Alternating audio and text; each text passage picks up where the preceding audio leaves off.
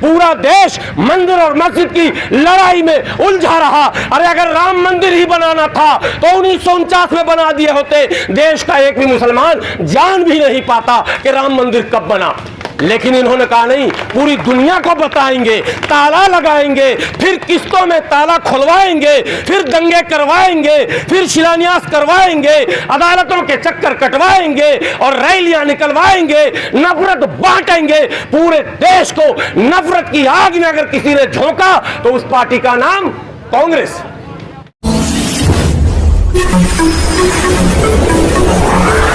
अस्सलाम वालेकुम, आदाब, जय भीम, नमो बुद्धाय।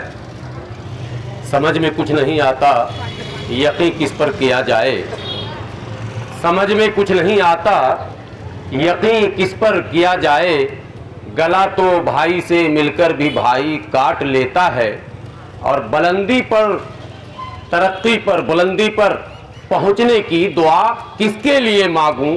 जिसे सर पर बैठाता हूं वही सर काट लेता है। दोस्तों, माइक की कैपेसिटी भी आप देख ही रहे हैं और वक्त बिल्कुल 7 या 8 मिनट बचे हुए हैं। इसी मुख्तसर वक्त में 2-3 बातें कहूंगा। इलेक्शन है, वोट तो देना ही है, कोई मांगने आए ना आए, आपको वोट देना ही देना है। अगर एक भी प्रत्याशी आपके घर नहीं पहुंचेगा तो भी आप वोट देंगे, और सारा प्रत्याशी आपके घर पहुंच जाएगा तो भी वोट देंगे। लेकिन वोट देंगे किसको, यह असल मुद्दा है, यह असल सवाल है। और इसी सवाल का जवाब मैं लेकर आपके सामने आया हूं।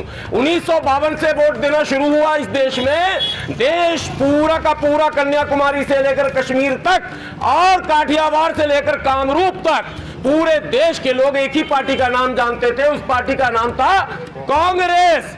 और आंख बंद करके, कहावत है, हालांकि आंख बंद करके तो एक्सीडेंट हो जाएगा, लेकिन किसी से पूछिएगा भैया ये रास्ता फला जगह जाना है, तो कहावत है कि आंख बंद करके सीधे चले जाइए, कहते हैं ना लोग। हालांकि आंख बंद करके सीधा जाएगा तो पहुंच नहीं पाएगा, रास्ते में ही गिर जाएगा। लेकिन कांग्रेस को आंख बंद करके पूरे भारत के लोगों ने लगातार 4 दशकों तक वोट दिया। प्रधान से लेकर प्रधानमंत्री तक, ब्लॉक से लेकर जिला और राज्य और केंद्र तक, कहीं भी दूसरे दल का नामो निशान नहीं था। हमने हर जगह कांग्रेस को वोट दिया। कांग्रेस का चुनाव चिन्ह, कोई पुराने लोग यहां पर हैं अगर मौजूद, तो कांग्रेस का चुनाव चिन्ह था 2 बैल की जोड़ी। 2 बैल की जोड़ी, एक बैल ये मुसलमान और दूसरा बैल दलित। दोनों कांग्रेस की सवारी को ढोता रहा और आखिरी में ये जो 2 बैल की जोड़ी खत्म हुई और खूनी पंजा सामने आया। इस देश ने जब कांग्रेस पर विश्वास किया तो कांग्रेस ने मंदिर मस्जिद की लड़ाई का जन्म किया। अगर कांग्रेस चाहती तो बाबरी मस्जिद राम जन्मभूमि का झगड़ा कभी नहीं होता। 23 दिसंबर 1949 को जब बाबरी मस्जिद और राम मंदिर का पंगा शुरू हुआ तो उस जमाने में अखबार कितने लोग पढ़ते थे, यहां पर बताइए जरा। कोई एक भी लोग जो गांव में है, बूढ़े पुराने, 1949 में कोई अखबार था क्या?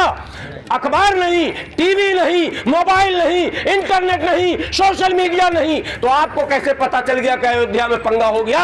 इस कांग्रेस को अगर अकल होता, अगर ईमानदार ये होती, देश को अगर बेहतर भविष्य देने का मन होता तो उसी दिन ये समस्या का समाधान हो गया होता। लेकिन उस मुद्दे को रखा गया और 7 दशक तक पूरा देश मंदिर और मस्जिद की लड़ाई में उलझा रहा। अरे अगर राम मंदिर ही बनाना था तो 1949 में बना दिया होते। देश का एक भी मुसलमान जान भी नहीं पाता कि राम मंदिर कब बना। लेकिन इन्होंने कहा नहीं, पूरी दुनिया को बताएंगे, ताला लगाएंगे, फिर किस्तों में ताला खुलवाएंगे, फिर दंगे करवाएंगे, फिर शिलान्यास करवाएंगे, अदालतों के चक्कर कटवाएंगे और रैलियां निकलवाएंगे, नफरत बांटेंगे। पूरे देश को नफरत की आग में अगर किसी ने झोंका तो उस पार्टी का नाम कांग्रेस। ये 1949, एक साल आगे बढ़ो 1950। सबको पता है, नाई हो, तेली हो, धोबी हो, चाहे मेहतर हो, चाहे मोची हो, जितनी बिरादरियां हैं, हिंदुओं में भी है, मुस्लिमों में भी है। अरे हिंदू में भी धोबी और मुस्लिम में भी धोबी देखा कि नहीं आपने? हिंदू में भी नाई, मुस्लिम में भी नाई देखा कि नहीं आपने?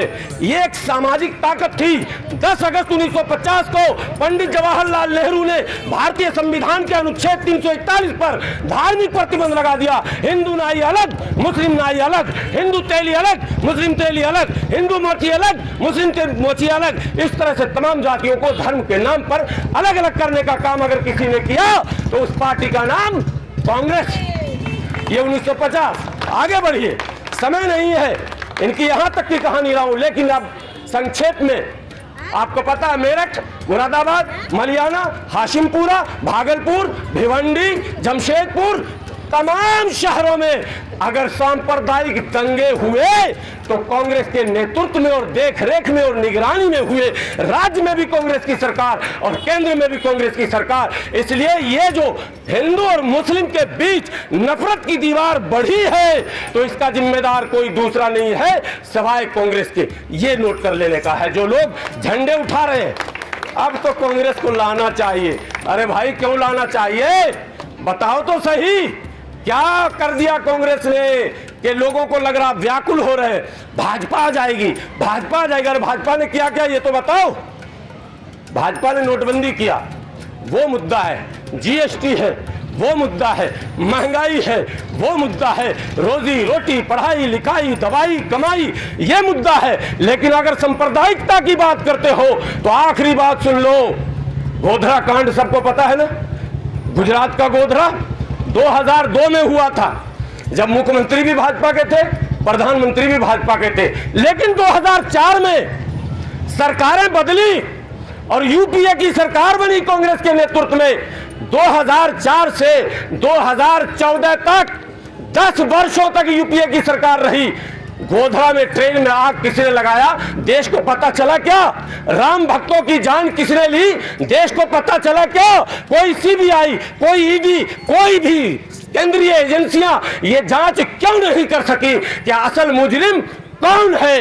कांग्रेस ने उस मुजरिम को बचाने का काम किया और वही दोनों मुजरिम आज देश के सबसे बड़े नेता बने हुए हैं। यानी कि आज केंद्र में अगर मोदी जी की सरकार है और गृह मंत्री अगर अमित शाह जी हैं तो ये किसी और का खेल नहीं है जिसको तुम अपना समझ रहे हो। मैं मुसलमानों से कहना चाहता हूं, इन दोनों नेताओं को केंद्र की सत्ता सौंपने वाली पार्टी का नाम कांग्रेस है। ये नोट कर लेने का ना है। अब अंतिम बात, भाजपा के बारे में कुछ नहीं बोलूंगा। भाजपा के बारे में क्या बोलना भाई, हर चौक चौराहे पे बात हो रही है। सरकार है, लोग देख रहा है। 8 वर्षों से मोदी जी को देख रहे, बाकी सबको देख रहे, 15 वर्षों से एमसीडी में भी देख रहे हैं। तो इस पर हम क्या बात करेंगे? जो दिख रहा है उस पर बात न कीजिए, जो हम भूल रहे हैं उस पर बात करना। इसलिए हम भूल ये रहे हैं कि सेकुलरिज्म को बचाने के लिए हम कांग्रेस को जिताएंगे। नहीं भैया, कांग्रेस को नहीं जिताना। कांग्रेस भाजपा आरएसएस की मां है। इसलिए याद रखना, अगर कांग्रेस को तुमने वोट दिया। अब एक दूसरे है छोटा रिचार्ज। छोटा रिचार्ज सुना आप लोगों ने? नहीं सुना नाम? छोटा रिचार्ज, ये कांग्रेस तो बड़ा रिचार्ज मैंने बता दिया मां है। अभी दिल्ली में 8-9 साल इनके भी हो गए।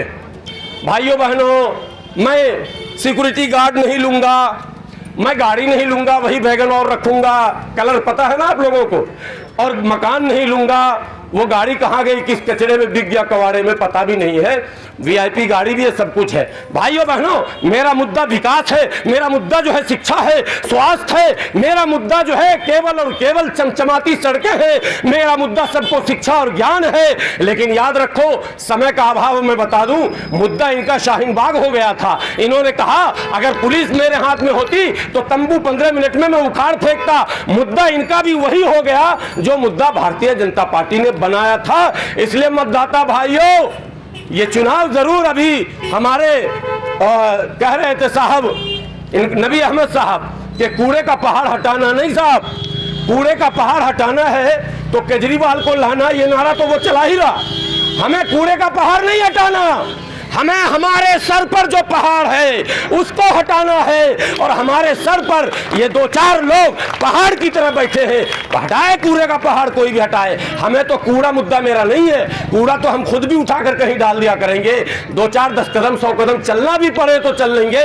लेकिन ये व्यवस्था, वोट हमारा, राज तुम्हारा, वोट हमारा, फैसला तुम्हारा, वोट हमारा, हमारे बच्चों के भविष्य का निर्णय तुम नहीं होने देंगे। ये असल मुद्दा है। इसलिए आने वाले 4 दिसंबर को ये टॉर्च निशान नहीं है, ये टॉर्च आपके मान सम्मान का प्रतीक है। एडवोकेट देखना, पहले इधर फोटो देखना, 1 मिनट की बात।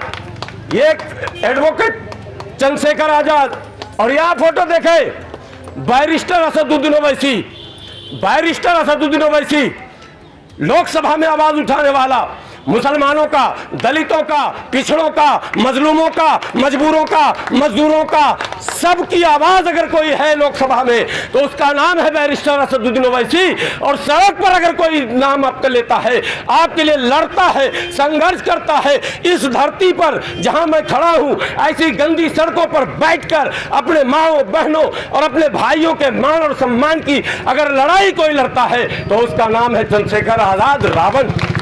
कौन सा नेता ढूंढ रहे हो भाई? आसमान से कोई नेता आएगा क्या जो आपके मान सम्मान की लड़ाई लड़े?